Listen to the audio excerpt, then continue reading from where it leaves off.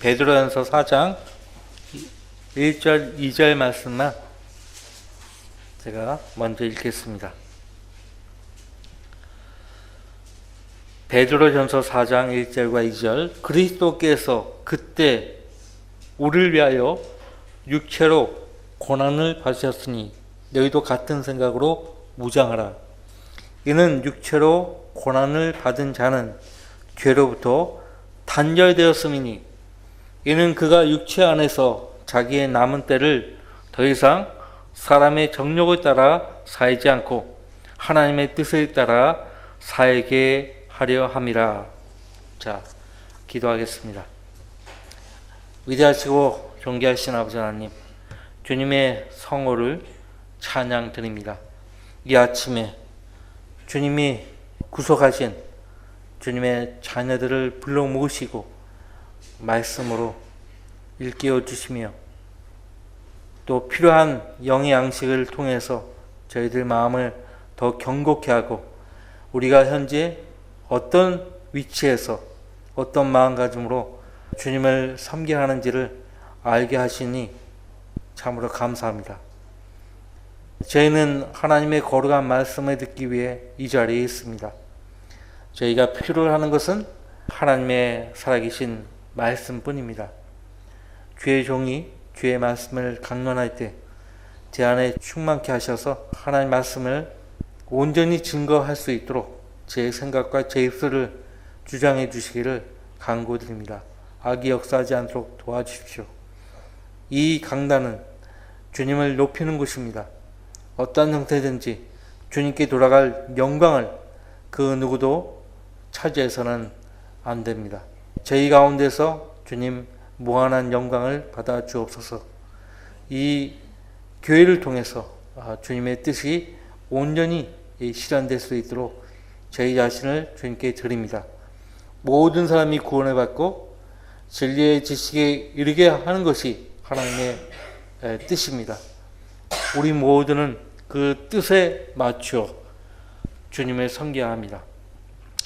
주님, 저희를 다시 한번 주님의 영으로 충만케 해주십시오.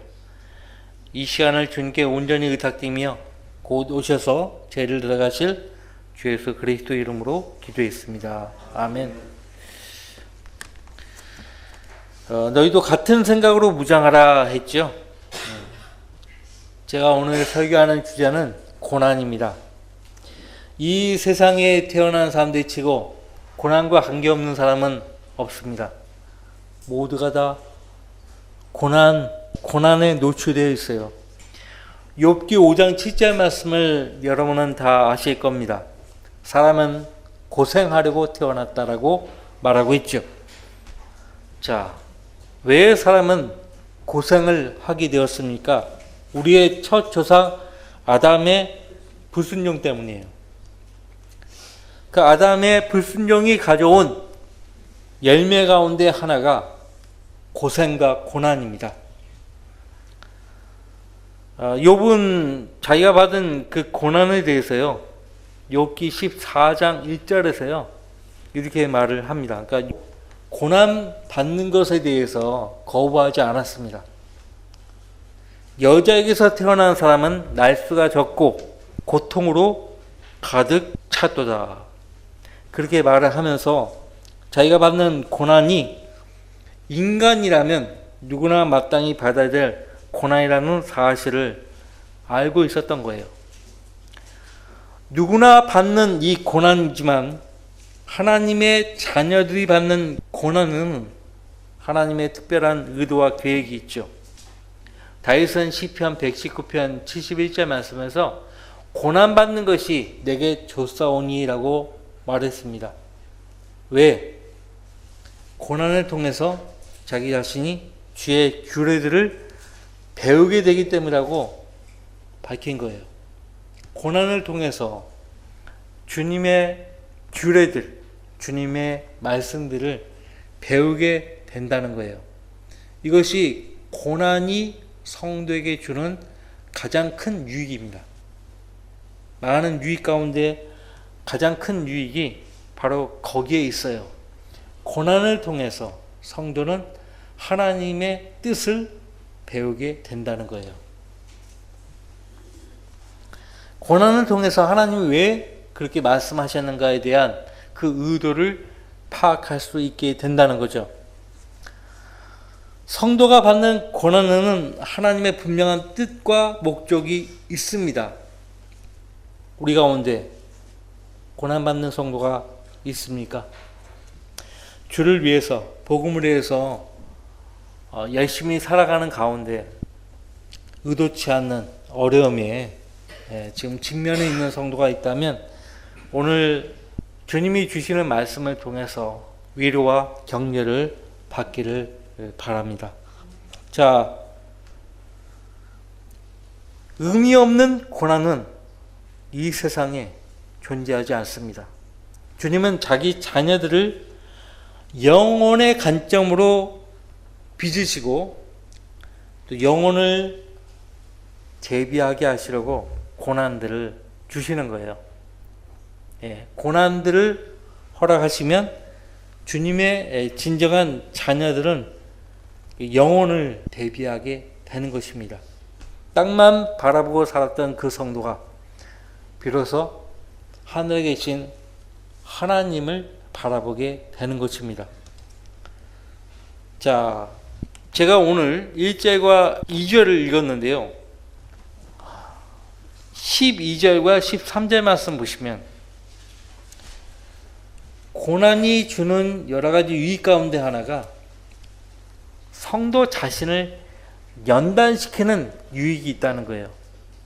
연단을 받는 입장에서는 별로 유익하지 않습니다만 고난을 허락하시는 하나님 입장에서는 그런 즐거움을 가지고 성도들을 고난으로 이끄시는 거예요. 근데 고난을 받는 그 당시에는 즐겁지 않지만 고난을 받고 난 뒤에는 엄청난 유익을 얻게 돼요. 연단입니다. 그것이 12절, 13절 같이 읽습니다. 사랑하는 자들아, 너희를 연단시키려는 불같은 시련에 관하여 너희에게 어떤 이상한 일이 일어나는 것처럼 이상하게 여기지 말고 도리어 너희가 그리스도의 고난에 참여하는 자들이 되는 것이니 즐거워하라. 이는 그의 영광이 나타나실 때 너희도 큰 기쁨으로 즐거워하게 하려 함이니라. 물론 고난 당하는 그 과정에서 고난받고 난 뒤에 하나님의 뜻을 깨닫고 즐거워할 수 있어요. 하지만 더 큰 기쁨은 주님 우리를 위해서 이 땅에 오실 때, 주님 맞이할 때, 그때 큰 기쁨으로 즐거워하게 된다는 것이에요. 그러니까 이 땅에 살면서 고난받지 않은 성도라면 주님 맞이할 때 큰 기쁨으로 즐거워할 수 없다는 말이죠. 그죠? 자, 오늘 주님 맞이하면 여러분은 큰 기쁨으로 즐거워하며 주님 맞이할 수 있겠습니까? 자, 모든 시련은 연단시키기 위해서 찾아오는 것이에요. 우리가 자주 아끼고 잘 사용하는 그 물건들은 전부 다 불을 통과했습니다. 그죠? 지금은 그런 곳이 많이 없어졌죠. 근데 뭐 이렇게 영등포 물레동이나 특히 어디 도원동에 또 제무포 철공업사들이 있어요. 철공업사들 지나치면 옛날 대장장이가 하듯이 철을 불에 집어넣었다가 빼고 방망이질하는 모습을 보게 됩니다. 내구성을 요구하는 물건들은 그처럼 불을 통과해서 만들어지는 것입니다. 사람들도 고난이라는 그 불을 통과하게 되어 있어요. 인생의 참 의미를 모르고 사는 사람일수록 불을 통과해 보지 않은 사람들이 대부분입니다. 불같은 시련을 통해서 사람은 누구나 바른 인격으로 전환되고 인생의 참 가치를 알게 되고 다른 사람을 존중하게 되어서 모든 사물들을 올바른 가치 구도로 보게 되는 것이에요. 어느 날 복음을 통해서 내 안에 하나님의 거룩한 말씀이 심겨진 거예요. 말씀이 심겨진 그 순간부터 심겨진 그 말씀을 연단시키기 위해서요. 하나님께서 고난들을 허락하시는 거예요. 하나님이 나에게 이렇게 고난들을 허락하셨다라고 처음부터 알고서 맞닥뜨리면 성장을 하는 거예요. 근데 대부분이 잘 인지를 못합니다. 내 안에 심겨진 그 말씀 때문에 고난이 나에게 주어졌다는 것을 사람들이 잘 감지를 못해요. 구원을 받고 구원받은 그 주에 예배에 참여하면서 말씀을 듣고 또 성경을 진지하게 공부하면서 어떻게 믿음 삶을 살아야 하는지를 배우게 되면 고난이 왔을 때 잘 이겨낼 수 있어요. 근데 구원받고서 다시 세상으로 가버리면 고난이 왔을 때 그 고난을 헤쳐나갈 수가 없어요. 그래서 지역교회가 필요한 것입니다. 필요한 것 정도가 아니에요. 반드시 지역교회가 세워져야 하는 거예요. 하나님은 사람의 어떤 부분을 연단하시는가? 우선 마음을 연단하신다고요. 마음을 연단해요. 잠언 17장 3절 말씀에 도가니는 은을 용광로는 금을 연단하거니와 주께서는 사람의 마음을 연단하시느니라. 왜 사람의 마음을 연단하시는가 하니까요. 우리가 복음을 통해서 하나님 말씀을 받아들일 때요. 그 말씀이 심겨지는 것은 그 사람의 마음이에요. 마음 밭에 심겨지기 때문에 1차적으로 하나님은 그 마음을 연단하시는 거예요. 마음을 연단하신다고요. 하나님은 이스라엘 백성을 이집트인 고난의 용광로에서 신명기에는 철 용광로라고 그렇게 말을 합니다. 철 용광로. 고난의 용광로에서 택하셨다라고 말씀하고 있습니다. 이사야서 48장 10절 말씀에 보라 내가 너를 정련하였으나 은과 함께 하지 아니하고 고난의 용광로에서 너를 택하였노라. 자, 고난을 통해서요 하나님을 찾게 하는 거예요.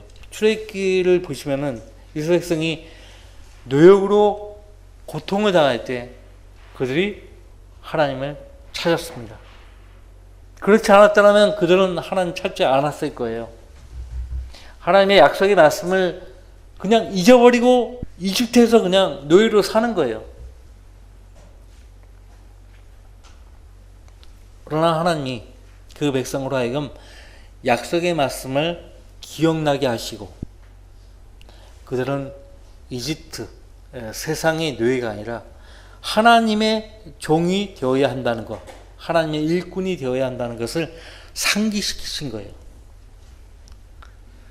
자, 우리는 평생 죄의 속박에서 죽음의 노예로 살 뻔했죠. 복음을 통해서 예수님을 믿었고 그분을 통해서 구원을 받은 거예요. 우리는 더 이상 세상을 섬길 필요가 없게 된 거죠. 하지만 이 가운데 나는 없다고 보지만 세상을 주인처럼 대하고 세상의 종으로 살아가는 성도가 있다면 곤란합니다. 이스라엘 백성에게는 앞으로 전무후무한 7년 대환란이 기다리고 있습니다. 하나님께서 자기 민족인 이스라엘 백성을 그 대환란을 통해서요 그들을 녹여가지고 연단하시는 때라고 성경은 말하고 있습니다. 녹여서 연단합니다. 연단을 하려면 불에 녹여야 되는 거예요. 딱딱하게 된 철은 두들겨도 빚어지지가 않습니다. 모양이 안 나와요. 말랑말랑하게 불로 일단 정련을 해야 되는 거예요. 도자기도 불에 잘 구워지지 않고 불가마에서 나오게 되면요, 알아보죠. 도예가가 알아봐요. 아, 이건 안 되겠다, 못 쓰겠다, 바로 그냥 깨버려요. 우리가 볼 때는 써도 괜찮은데, 괜찮아 보이는 것도 도예가 눈에는 쓸모없는 것이에요. 그냥 가차없이 그냥 깨버립니다.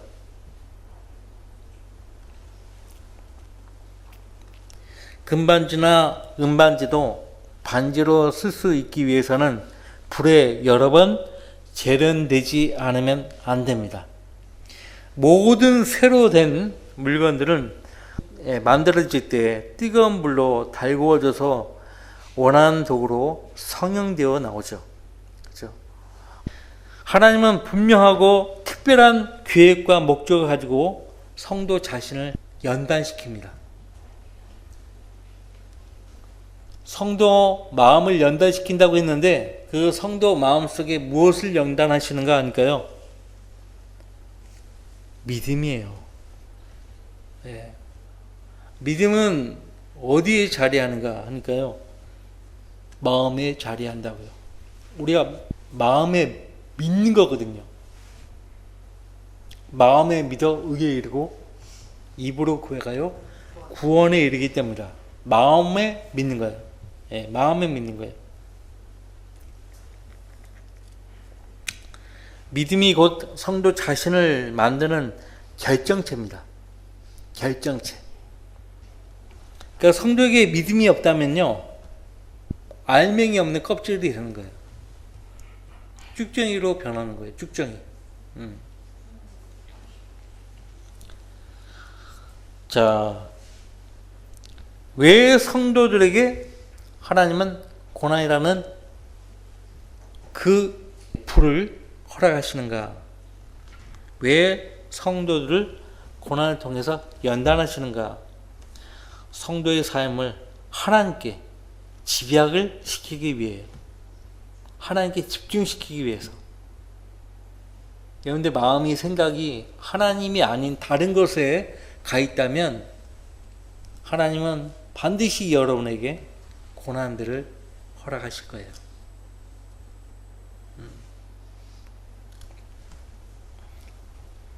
자, 고난을 받고서 하나님께 돌아올 바에야 고난 받기 전에 하나님께 돌아오는 것이 낫지 않겠어요? 그죠? 얻어맞고서 정신을 차릴 바에야 얻어맞기 전에 정신 차리는 것이 낫지 않겠어요?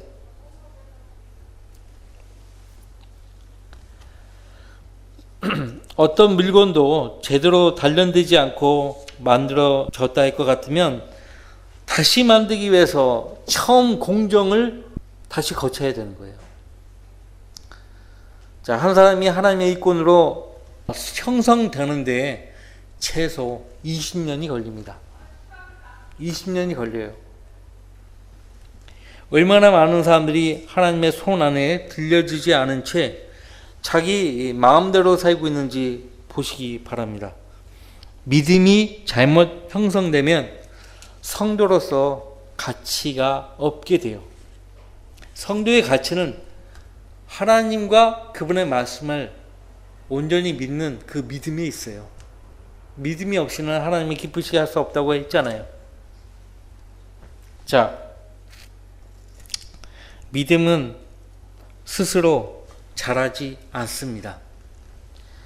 믿음을 그냥 방치하고 버려두면 그 믿음은 처음보다 더 약해지거나 아니면 아예 없어져 버릴 수 있어요.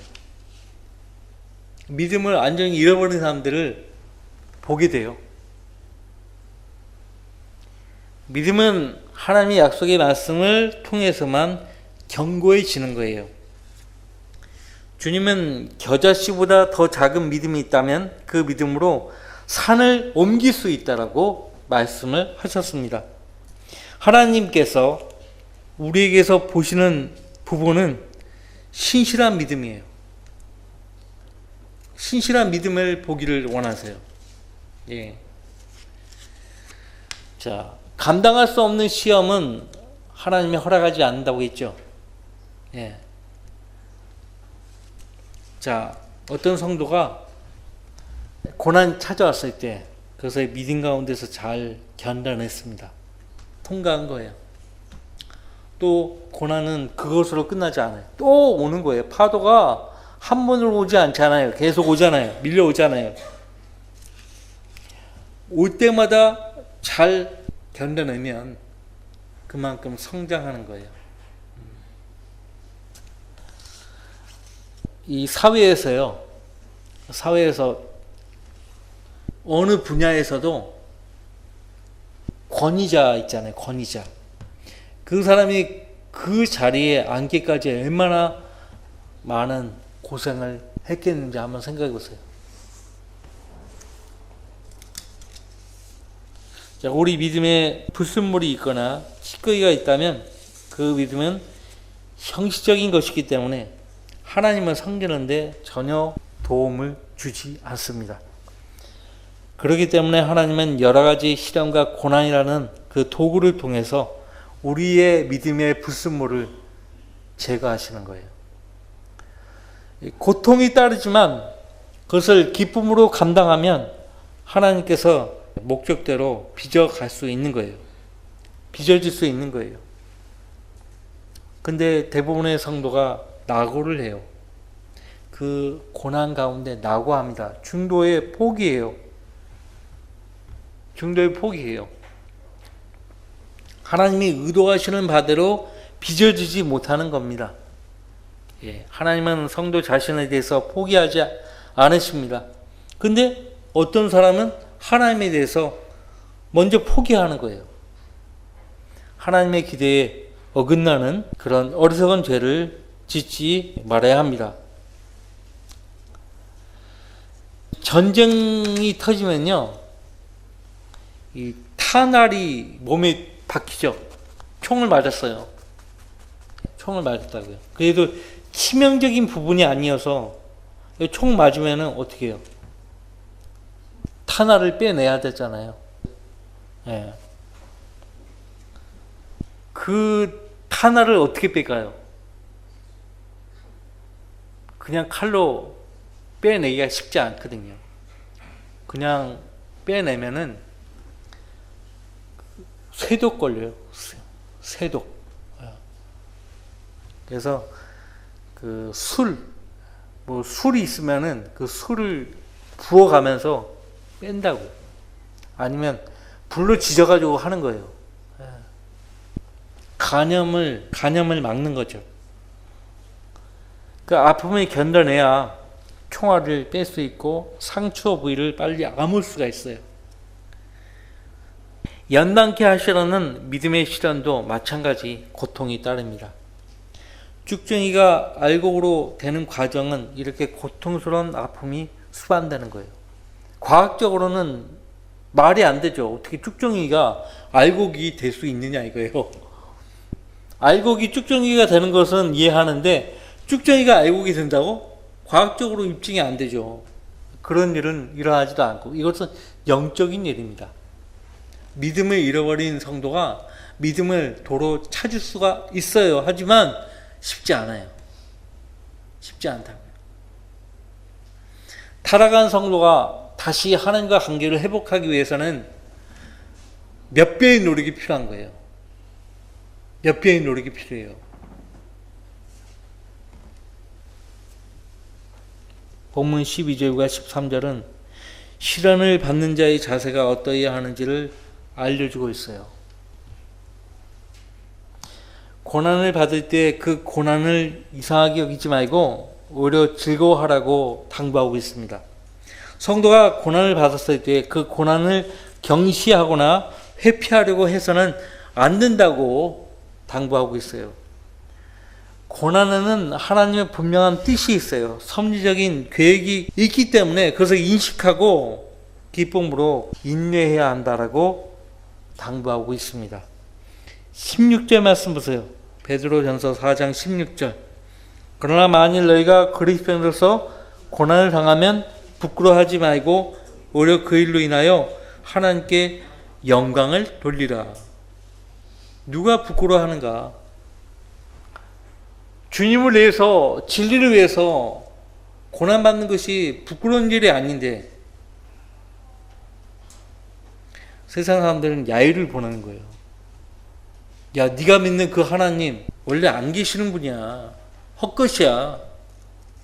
네가 이렇게 어려움 당했을 때 하나님 너를 구해 주셔야 하지 않겠냐 이거예요. 안 구해 주시는 거 보면 하나님 아예 없는 분이야. 믿음이 옅으니까 세상 사람들의 조소와 조롱과 야유를 통해서요 부끄러움을 느끼는 거예요. 부끄러워하지 말라 이거예요. 오히려 그 일로 인해 하나님께 영광을 돌리라. 사도 베드로는 1장 6절 7절 말씀에서 성도가 받는 믿음의 시련을 없어져 버리는 금보다 훨씬 귀한 것으로 간주하고 있어요. 금과 은은 없어져 버려요. 하지만 믿음은, 성도의 믿음은 연단하면 연단할수록 더 귀하게 된다. 그렇게 말합니다. 더 귀하게 된다. 믿음의 시련은 썩어질 금이나 은의 가치를 훨씬 뛰어넘습니다. 훨씬 뛰어넘어요. 고난이 주는 두 번째 유익이 있습니다. 14절 15절 말씀 보시면요. 4장 14절 15절 너희가 그리스도의 이름을 위하여 욕을 당하면 복이 있느니라. 이는 영광의 영 곧 하나님의 영께서 너희 위에서 안식하고 계시기 때문이라. 그들의 편에서는 그분께서 비방을 당하시나 너희의 편에서는 영광을 받으시느니라. 너희 중에 누구도 살인자나 도둑이나 행악자나 다른 사람들의 일에 간섭하는 자처럼 고난을 당하지 않게 하라. 그러나 만일 너희가 그리스도인으로서 고난을 당하면 부끄러워하지 말고 오히려 그 일로 인하여 하나님께 영광을 돌리라. 사람들은 죄를 지으면 그 죄값 때문에 응당히 받아야 될 대가가 있거든요. 근데 그리스도인은 죄가 아니에요. 복음을 전파한다고 그 죄로 간주하는 이 세상이에요. 세상이라고.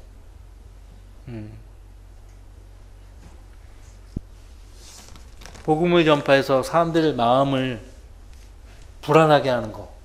세상 입장에서는 그거 죄예요. 그것이. 그것이 죄라고요. 그래서 호주나 캐나다는, 영국도 그래요. 캐나다 같은 경우는 아예 전도지조차도 나눠주면 안 되는 거예요. 전도지 건네주다가 경찰에 발각되면 감옥 가는 거예요. 감옥. 전도지 반 사람이 경찰에 신고하면은 감옥 가는 거예요. 그런 세상이 되어버렸어요. 예. 호주의 이안 페이슬리 그 목사의 가르침 받은 청년들이 거리에서 복음을 외치다가 호주 경찰에 입건되는 그런 모습들이 유튜브에 자주 나와요. 복음을 전파하다가 거리에서 경찰에 제지당하고 끌려가는 그런 모습이 자주 나온다고요. 세상이에요, 세상. 하지만 외쳐야 돼요. 계속 외치는 거예요. 자, 견뎌내야 돼요. 이겨내야 합니다. 고난을 받으면 받을수록 성도들을 하늘에 계신 하나님을 바라보게 하는 것입니다. 시련을 받는 사람들은 누구나 한 번쯤 하늘을 응시하게 되어 있어요. 우리 지금은 이제 많이 없어졌죠. 달동네라고 들어보셨어요? 달동네에 살아보신 적 있나요? 달동네에 사는 사람들 보면 늘 보는 것이 하늘이에요. 보고 싶어서 보는 게 아니에요.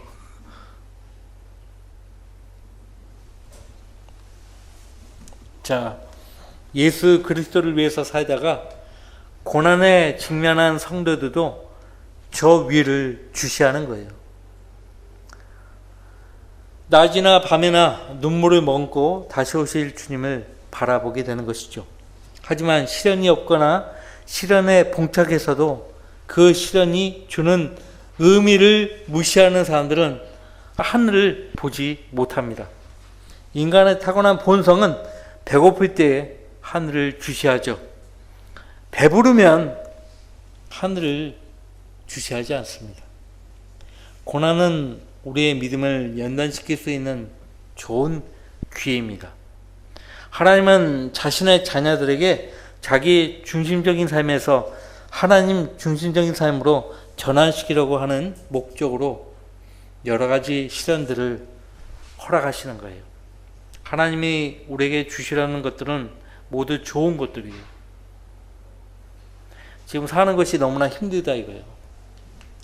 생활도 힘들고 주님 섬기는 것도 힘들고 너무나 힘들고 지쳐있다. 자, 그때일수록 주님을 더 의지해야 합니다. 그래야 그분으로부터 힘을 얻을 수가 있어요. 우리에게 필요한 힘은 주님으로부터 오는 힘이에요. 그 힘을 얻어야 합니다. 그 힘을 통해서요, 세상 살아갈 때 힘겨운 그 많은 역경과 고비들을 무난히 견뎌낼 수 있는 거예요. 예. 세상 사람들도 이겨내잖아요. 근데 그들의 힘으로 이겨내는 거예요. 아무 의미 없어요. 자, 모든 성도가 받는 시련의 정도는 믿음의 분량에 따라 각각 다르지만 그 시련을 주시는 하나님의 분명한 의도와 목적은 동일합니다. 그 목적이 무엇인가? 성도 각 사람이 하나님의 뜻을 따라 살게 하시라는 데 있는 겁니다. 이 세상에서 타국인이요 순례자의 삶을 사는 성도들에게 고난은 누구나 필연적이고 예수 그리스도를 위하고 진리를 따라 사는 성도들에게는 박해가 반드시 수반되어 있다는 사실을 아셔야 돼요. 조지 해피드는 그리스도로 인해 받는 핍박은 그리스도인이 되기 위한 필수 요건이 된다고 말했습니다. 그리스도인이 되는 것은 복음을 통해서 예수 영접하면 그리스도인이 되죠. 중요한 건 그리스도인으로서 사는 것이에요. 사는 것입니다. 그리스도인이라고 해서 누구나 다 핍박을 받는 것이 아니죠. 박해를 받는 사람이라고 해서 모두가 다 참된 그리스도인이 아닙니다. 복음을 외치고 매를 맞고 모욕을 받았을 때 사도들은 그 일로 인해 매우 기뻐했다라고 성경은 말하고 있죠. 여러분들 주님 때문에 당하는 그 고통에 직면했을 때 기쁨이 마음속에서 올라오던가요? 그러면 이겨내는 거예요. 그 수치와 그 모욕을 능히 이겨낼 수 있어요. 사도 바울도 이 복음을 전할 때 유대인들이 얼마나 그를 괴롭혔습니까? 루스트라 성읍에서 복음을 전하다가 믿지 않는 유대인들이 던진 그 돌에 맞아가지고 쓰러졌죠. 의식을 잃어버린 그 바울을 그들은 성읍 밖으로 던져버렸습니다. 이 제자들이 바울이 죽었다라고 생각했는데 그를 에워싸고 섰을 때 바울은 일어나서 다시 성읍 안으로 들어갔어요. 아마 시간이 좀 많이 경과된 상태였을 거예요. 하나님께서 바울에게 일어설 힘을 주셨다라고 우리는 다 믿는 겁니다. 그래서 복음 전파의 사명을 다하도록 하나님이 독려했기 때문에 바울은 일어설 수 있었고 성읍에 들어가지 않을 수 없었던 것이에요. 주님께서 우리 모두에게 이런 힘을 주시기를 원합니다. 우리가 많은 환난을 거쳐서 하나님 나라에 들어가야 한다. 그렇게 말했죠. 우리가 많은 환난을 거쳐서 하나님 나라에 들어가야 한다. 자, 많은 성도가 자기는 의를 위해서 핍박을 받고 있다라고 생각을 해요. 하지만 그 박해의 요인이 예수 그리스도 안에서 경건하게 살고자 했을 때 받은 박해인가? 따져봐야 돼요. 그 박해가 나에게 찾아온 요인이 무엇인가? 전혀 성경대로 살지 않은 상태에서 박해가 오는 경우가 있어요. 간혹.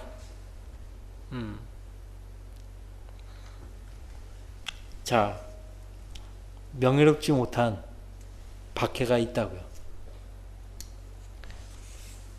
사도 베드로가요, 베드로전서에서 명예롭지 못한 고난이 무엇인지 밝혔습니다. 너희의 잘못들로 인해 매를 맞고 참으면 무슨 영광이 있겠냐? 잘못 때문에 매를 맞고 참아야 하는 경우가 있어요. 그런 경우에는 아무런 영광이 없다 이거예요. 그러나 선을 행하다가 고난을 받고 참으면 그것은 하나님께서 기뻐하실 만한 것이 되느니라. 누구나 고난 받아요. 하지만 그 고난을 참느냐, 참지 못하냐, 거기에 문제가 있는 거예요. 고난이 왔을 때 그것을 참느냐 이거예요. 욥의 인내에 대해서 사도 야고보가 말했죠. 참은 거예요. 하나님이 허락하신 고난들을 참아낸 거예요. 끝까지. 요즘 같으면요, 요즘 사람들을 감당하지 못한다라고 생각하면 스스로 목숨을 끊어버려요. 비겁한 거예요. 자, 마지막으로 5장으로 가보시면 고난이 주는 더 큰 유익에 대해서 말합니다. 5장 10절 11절 하나님의 약속에 참여하게 된다는 거예요. 5장 10절과 11절을 같이 읽습니다. 그러나 모든 은혜의 하나님 곧 그리스도 예수로 인하여 그의 영원한 영광으로 우리를 부르신 분께서 너희가 잠깐 고난을 받은 후에 너희를 온전케 하시고 견고케 하시며 힘을 주시고 확고히 하시느니라.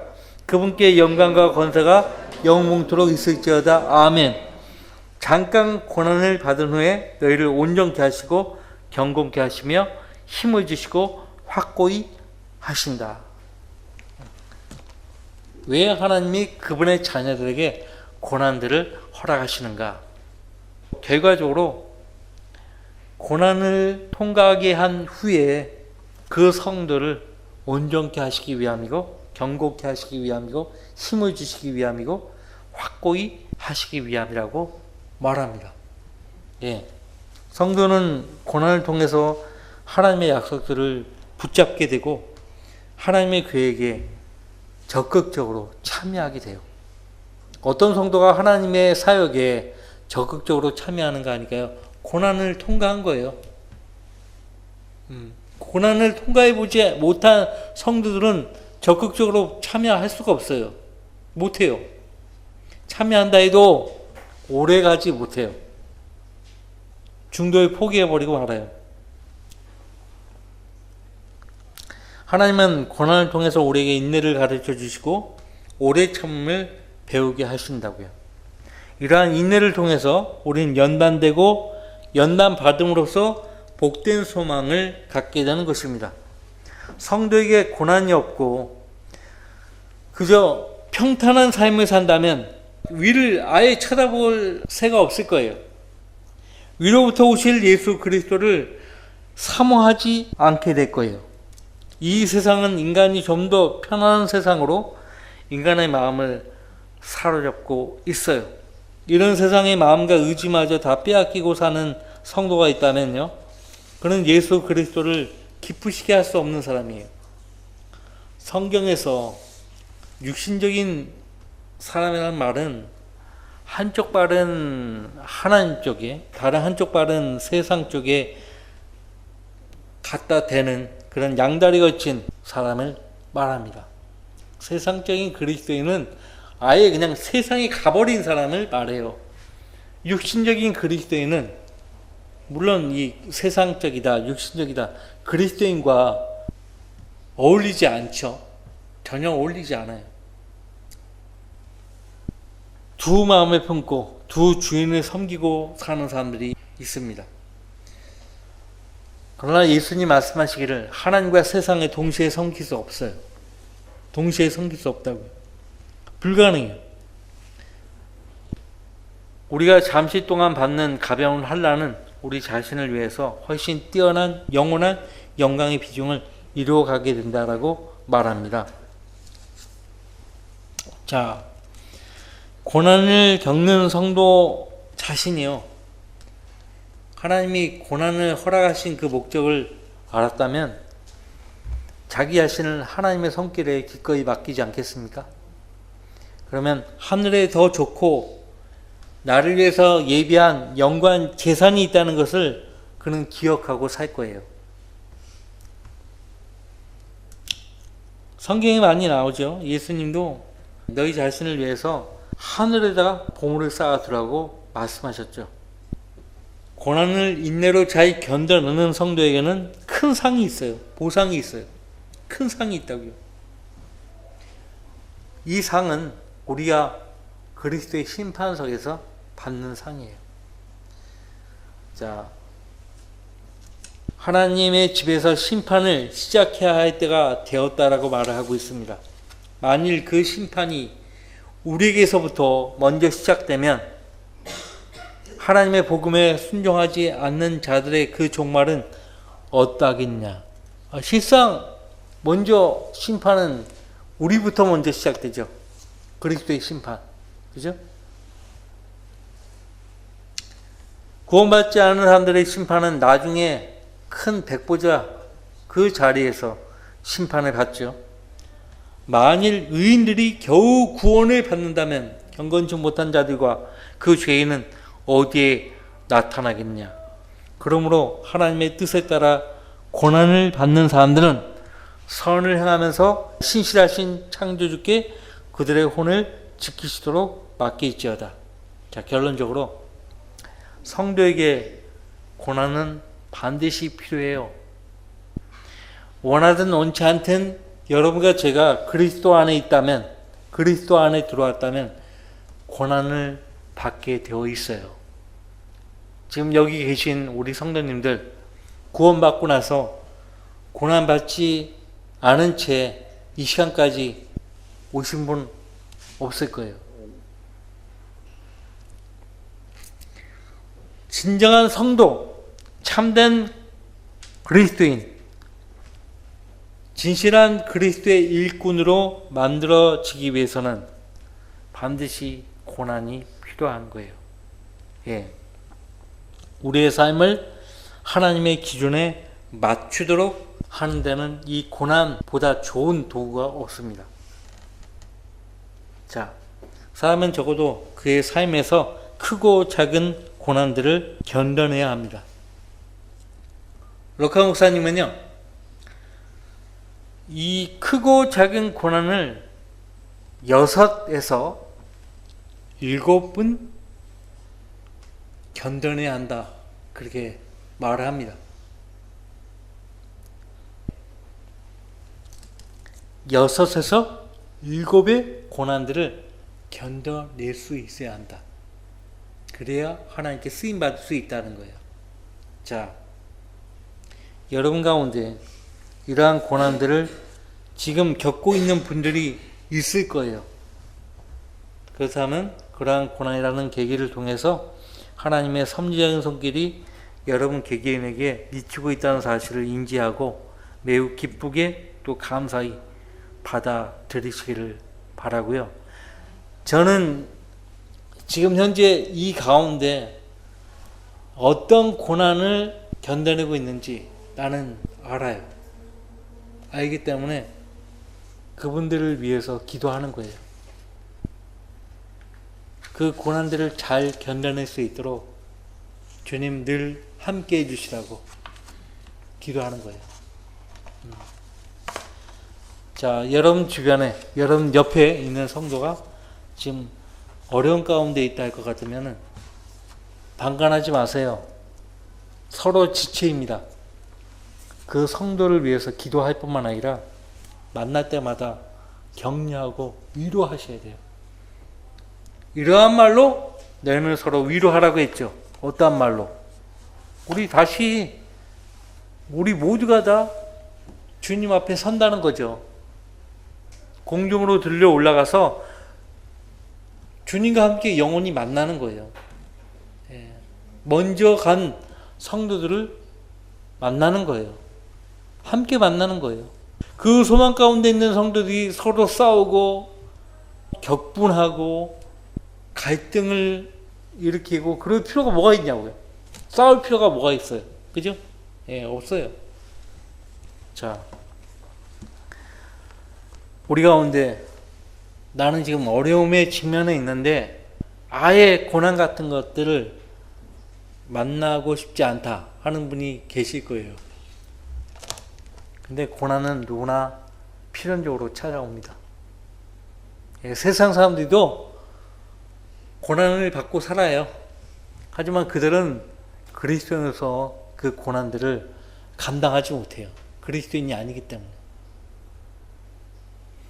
우리는 사람이기 때문에 당하는 고난들을 맞닥뜨려야 되고, 성도들이기 때문에 주님을 위해서, 복음을 위해서, 진리 때문에 당하는 고난들이 있습니다만, 하나님께서 너희 혼자 감당하라고 말씀하지 않으셨어요. 감당할 힘도 주시고 함께 동행하시면서 그 고난들을 이겨낼 수 있도록 도우신다고요. 다니엘의 그 세 친구들을 보십시오. 하나님의 아들이에요. 그분이 그들과 함께 그 고난의 용광로 속에서 그들을 지켜주셨잖아요. 지금 우리도 마찬가지입니다. 주님이 우리 안에 계시고 우리 곁에 계십니다. 함께 그 어려움들을 감당하기를 원하세요. 우리 혼자 힘으로는 할 수가 없어요. 자, 다 같이 기도합시다.